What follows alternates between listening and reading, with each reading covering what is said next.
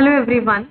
So in today's video we are going to revise Indian Evidence Act important provisions, important sections की कहाँ से आपको questions आ सकते हैं हरियाणा एडीए के एग्जाम में, जैसे कि बहुत कम डेज रह गए हैं. So before I start with the lecture learners, there is a special offer that is running on Unacademy. You will get flat 20% off on Unacademy Judiciary subscriptions. अगर आप इस कोड को यूज करते हो तो आपको जो है 12 मंथ्स का सब्सक्रिप्शन सिर्फ 60,559 में मिलेगा. अगर आप 18 मंथ्स का सब्सक्रिप्शन लेते हो तो वो आपको 73,999 में मिलेगा. तो ये जो ऑफर है ये 15 जुलाई तक वैलिड है. तो इस अपॉर्चुनिटी को पहले ही ग्रैब कर लेना, इससे पहले कि ये ऑफर खत्म. तो सेक्शन 79 से हम रिवाइज करने वाले हैं. तो सेक्शन 79 से जितने आपके सेक्शंस हैं 98A तक, वो सारे प्रिजम्पशन से डील करते हैं. तो सेक्शन 79 टू 85 डील्स विच ये शेल प्रिज्यूम सेक्शन से जो है डील करते हैं. With respect to section 89 also, that also deals with shall presume. बाकी जितने जो आपके सेक्शंस हैं 86 टू 88, 90, 90A, वो सारे जो हैं that are may presume section. उसके बाद आपका 112 आ जाता है, that deals with conclusive proof. तो section 79 deals with presumption as to genuineness of certified copies. तो ये कहता है कि कोर्ट जो है, court is bound to presume this is a shall presume. The court shall presume, ये कहता है कि कोर्ट प्रिजम्पशन ड्रॉ करके चलेगी दैट एवरी डॉक्यूमेंट प्रपर्टिंग, कि कोई भी डॉक्यूमेंट जो सर्टिफाइड कॉपी है, सर्टिफिकेट है या कोई और डॉक्यूमेंट है which is by law declared to be admissible as evidence of any particular fact, that the court is bound to presume this, कि अगर कोई ऐसा डॉक्यूमेंट है जिसको ड्यूली सर्टिफाई किया गया है किसी ऑफिसर ने, जो सेंट्रल गवर्नमेंट का है या स्टेट गवर्नमेंट का है, सो दैट इज कि उसकी जेन्युइननेस को रिगार्डिंग जो है कोर्ट उसके फेवर में प्रिजम्पशन ड्रॉ करके चलेगा. So this is your section 79. Next is section 80. Section 80 deals with presumption as to documents produced as a record of evidence. So this says whenever any document is produced before any court. So this is also shall presume section. ये कहते हैं कि जब भी किसी document को किसी court के सामने प्रोड्यूस किया जाता है, कि वो रिकॉर्ड है या मेमोरेंडम ऑफ एविडेंस है या फिर सपोज कन्फेशन है, कि कन्फेशन कि दैट इज कि अगर ऐसा कोई डॉक्यूमेंट प्रोड्यूस किया जाता है, दैट मीन्स कि that is taken by the duly authorized by, कि वो लॉ के अकॉर्डिंग लिया गया है, उस पर साइन है किसी जज या मजिस्ट्रेट की, तो हम ये प्रिजम्पशन ड्रॉ करके चलते हैं कि ऐसा डॉक्यूमेंट जेन्युइन है. So this is regarding the genuineness of presumption as to documents produced as record of evidence. Now जो ये sections हैं, इसमें से आपको questions कैसे आते हैं? Directly या तो sections पूछ लिए जाते हैं, या फिर ये पूछ लिया जाता है कि ये may presume है या shall presume section है, या फिर आपको questions जो है ऐसे आ सकते हैं. 81 deals with ये this is also shall presume, कि कोर्ट जो है presumption ड्रॉ करके चलेगा कि कोई भी document that is purporting to be a London gazette, की कोई ऑफिशियल गैजेट है, सो दैट इज कि the court will draw the presumption that if such document this is directed by any law to be kept by any person, so this draws the presumption regarding the gazettes, newspapers, private acts of parliament and other documents that is under the authority of the government. Next is presumption as this deals with as to gadgets in electronic form. Section 81A was added by an amendment. ये specially electronic form से जो है deal करता है. So directly section आ सकता है आपको इसका. Next important one is section 83. Section 83 deals with presumption as to maps or plans made by the authority of the government. So this says the court shall presume. Court presumption draw करके चलेगा कि जो maps और plans हैं that are made under the authority of the central government और state government, कि वो इसी तरह से बनाए गए जो इनकी अथॉरिटी के अंडर बनाए, कि वो एक्यूरेट है. बट कोर्ट कोई भी प्रिजम्पशन ड्रॉ करके नहीं चलेगा मैप्स और plans for the purpose of any cause, कि किस कॉज के लिए है, must be prove to be accurate. तो अगर कोई भी मैप्स और प्लान्स है वो अगर अथॉरिटी ऑफ द गवर्नमेंट के अंडर बनाए गए, तो there is a presumption, that is the court will draw a presumption in favor of that. Next is presumption as to collection of law and reporters of decision. For example, all India reporters हो गए, so एक presumption draw करके चली जाती है हमेशा उनके favor में कि this is genuine. 85 deals with presumption as to power of attorney. तो court shall presume कि every document जो power of attorney है, कि this is executed before or authenticated by a notary public or any judge, court or magistrate. 85A जो है, इसमें आपको 85A, 85B, 85C आपको कैसे याद रखने हैं ये, 85A जो है इलेक्ट्रॉनिक एग्रीमेंट से डील करता है, 85B जो है इलेक्ट्रॉनिक सिग्नेचर से डील करता है, ASC आप ऐसे याद रख लेना इसको, ASC agreement signature certificate. Directly आपको सेक्शन आ जाता है, समटाइम्स आपको जो है एक तरह से मैच द फॉलोइंग जैसे भी क्वेश्चन आ सकता है। So any how this can be asked your MCQ। तो जैसे हमने सेक्शन 79 में पढ़ा presumption as to genuineness of certified copies, this is presumption as to certified copies of foreign judicial record. So if there is certified copies of foreign judicial record, this is a may presume section. This is not shall presume, ये may presume section है. So the court may or may not draw the presumption. Next is 87 regarding the presumption as to books, maps और charts. तो ये कहते हैं कोई भी book, map और चार्ट है जिसको रेफर किया गया मैटर ऑफ पब्लिक और journal interest, so the court may presume करके चलेगा। जो हमने पहले मैप्स और चार्ट्स पढ़ा that were made under the authority of the central or state government, so that's why that was shall presume, this is may presume। 88 section deals with presumption as to telegraphic messages, so directly आपको section पूछ लिया जाता है। 88A में दिया हुआ है presumption as to electronic messages।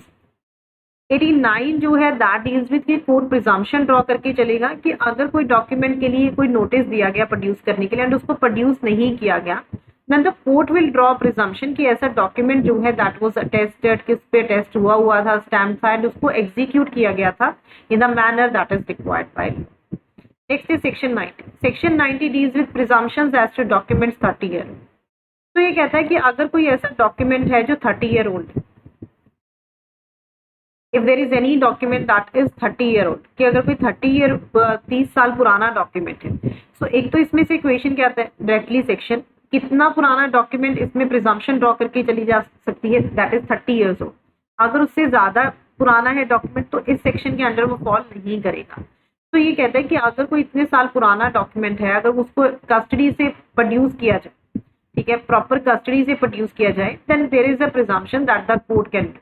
तो कोर्ट प्रिज्यूम कर सकता है कि जो सिग्नेचर है कोई भी पार्ट है डॉक्यूमेंट का कि उसी पर्सन की हैंड राइटिंग में है, so that can be drawn under this section. 98 is with presumption as to electronic records। तो इसमें जो है दिस इज 5 year old, जो पहले 90 में डॉक्यूमेंट की बात कर चुके हैं that is 30 year old। This deals with document जो कि 5 साल पुराना है। सेक्शन याद रखना है कितने साल पुराना document, that is 5 years old। 91 and 92 section is based on best evidence. ये बेस्ट एविडेंस रूल के ऊपर बेस्ड है।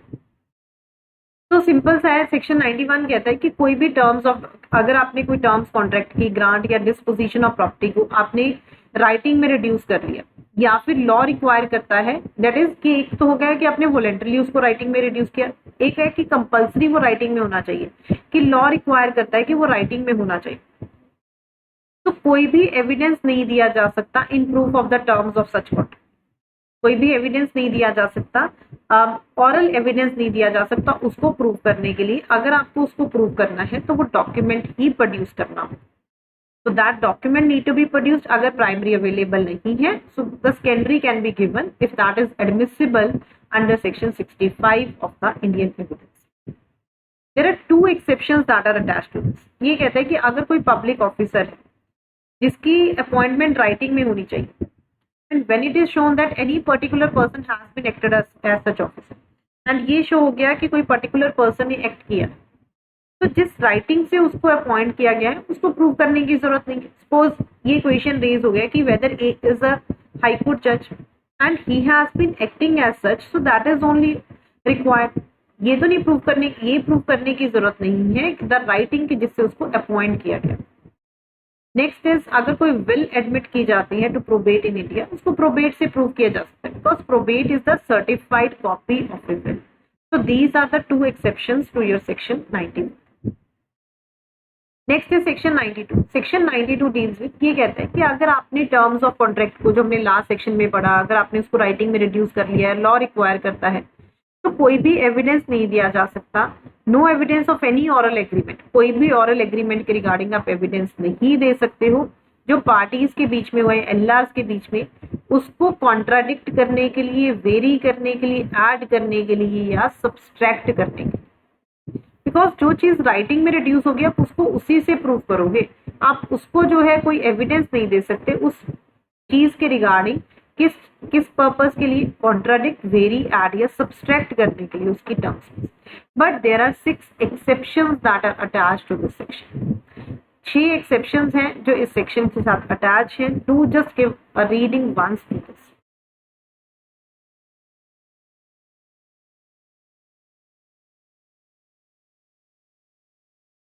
'93 and '94 section of Evidence Act deals with what? This deals with patent ambiguity.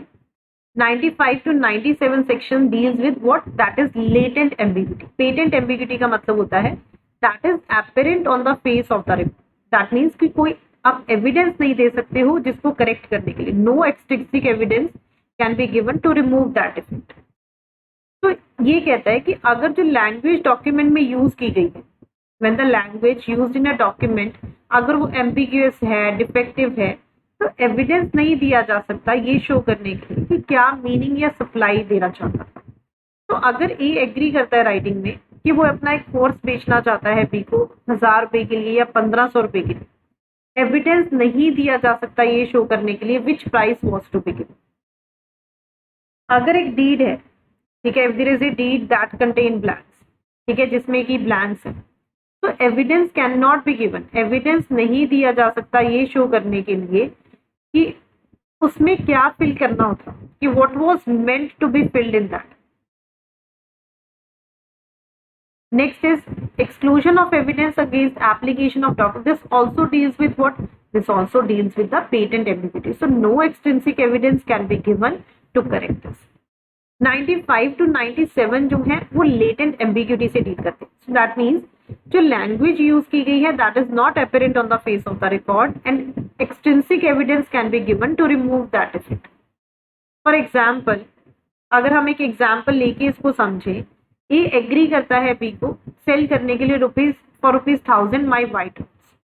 ए के पास 2 व्हाइट हॉर्सेस हैं, तो evidence दिया जा सकता है ये शो करने के लिए कि वो उनमें से कौन सा बेचना चाहता था।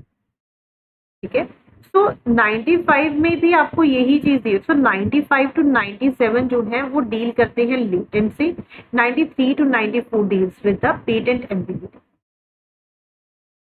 This says nothing in this chapter कि जो भी इस चैप्टर में कंटेन है वो इफेक्ट नहीं करेगा किसी भी प्रोविजन को इंडियन सक्सेशन एक्ट की as to the construction. Section 101.